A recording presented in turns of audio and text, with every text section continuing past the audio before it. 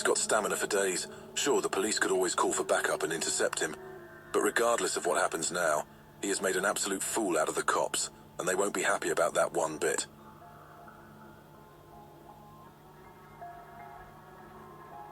Let's face it, police cars aren't exactly made to run off the tarmac, especially when up against an off-roading vehicle. So, when the officers decide to chase down this Polaris RZR, they're in for nothing but humiliation.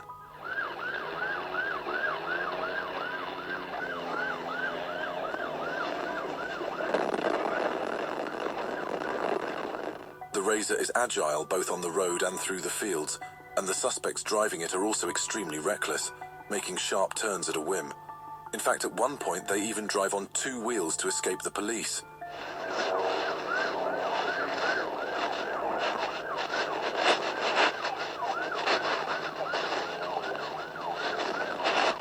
It's a crazy chase with incredible twists and turns, as the cops keep up with the speeding vehicle despite all the obstacles for almost 5 minutes. However, once the RZR drives into some dense forest, it's game over for the police car.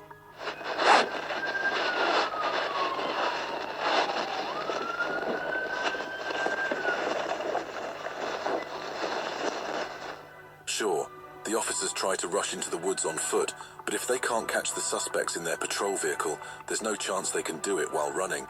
So after a few minutes of following tracks, the police eventually had to give up the chase.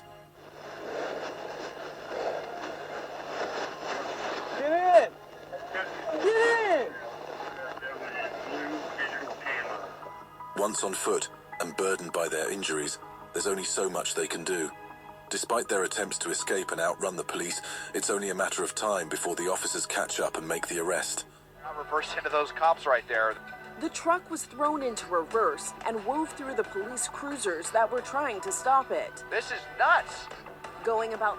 Now, reversing out of a dead end is one thing, but the suspect also takes it to the next level by driving backward on the streets. And the police? They just let him reverse recklessly, hoping he crashes into something and stops by himself. miles per hour, the suspect continued to drive backwards through traffic, with officers The trick gets old pretty quickly, and the suspect has to turn his car around at an intersection. Once it turns into an old-school police chase, however, he's in the cops' playground, and things probably aren't going to work out for him. It finally spins around the correct direction, only to run into several parked cars. Predictably, the suspect loses control of his car and crashes.